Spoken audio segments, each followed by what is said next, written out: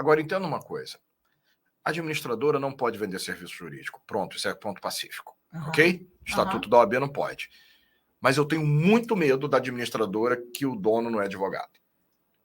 Por quê? Porque ele não contrata um advogado para treinar o pessoal dele. Sim. Então esse pessoal dele vai saber essa diferença? Não. Não vai. Eu sou dono de administradora. Francisco Nazaré é dono da Cifra. Dr. Wendel Brito e Dr. Ricardo Vilela são advogados e dono da BV Soluções, que é uma administradora também de condomínio e uma empresa que soluciona tudo. Só não traz o namorado traído de volta. Depende, traz. A gente faz uma conciliação aqui. Mas também. Eles dois são advogados e eles têm um trabalho completo. Por quê? Porque o Ricardo também é contador. E eu sou contador. Né? Mas a maioria das administradoras contratam um escritório de advocacia, mas esse escritório de advocacia não treinam o próprio staff da administradora, porque nós vendemos um serviço multidisciplinar. Sim. Então, eu vejo que as administradoras elas não têm que trabalhar só com banco, só pagando conta e recebendo conta condominial.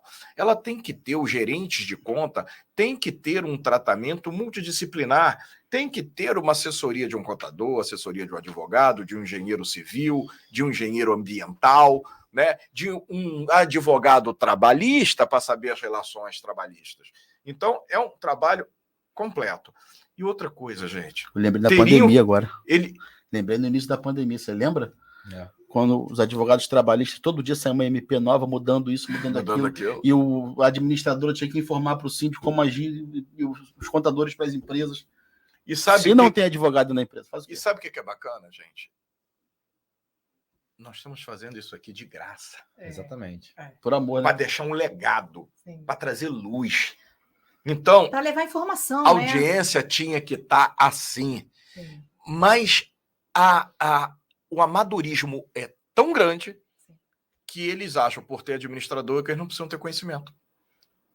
Olha o tamanho do amadorismo. Né? A inocência é tão grande que acha que só quem é o contrato precisa ter conhecimento. Eu, como gestor, não preciso. O dono da batuta sou eu. É como se o maestro não soubesse tocar um instrumento. Como é que ele vai saber só de ouvido? Ele tem que saber conhecer o som de cada instrumento para ele poder coordenar a orquestra dele. No início da nossa conversa, a Bianca foi muito clara quando ela disse o seguinte: sou formada em Direito e isso me qualifica muito mais como leiloeira.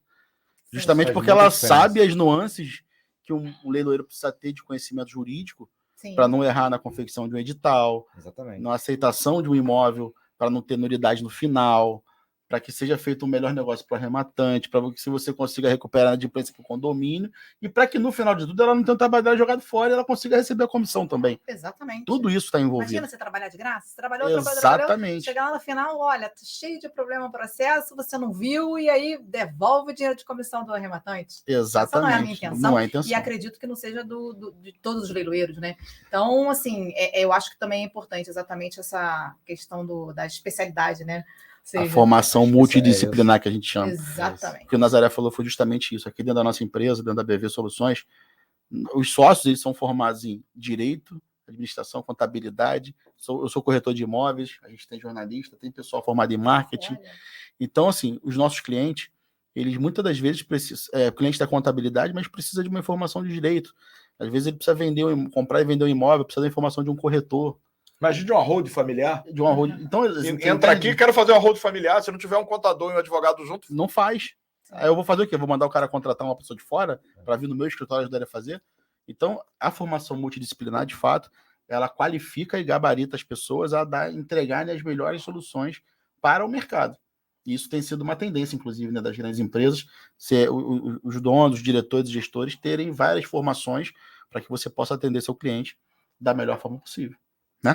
E o síndico também tem que cobrar também lá o advogado, né? Cobrar o advogado para que fique atento, né? Ou seja, eu estou fazendo um leilão na Trabalhista, onde eu tenho uma dívida alta de condomínio e onde existem várias penas trabalhistas. E até hoje eu fui lá falar com o síndico, né? Porque, na verdade, esse leilão é até no meu condomínio. Eita. E eu fui, exatamente, eu fui nomeada, né, na Trabalhista para fazer esse leilão. E eu fui lá falar com o síndico, falar, olha, até hoje o advogado do condomínio não entrou se habilitando para cobrar. Vai tomar pancada. Exatamente. assim, a sorte é que tá no meu edital que existe a dívida de condomínio e porque eu fiquei em cima também do síndico, porque o síndico ligava lá para o escritório de advocacia e o escritório não mandava.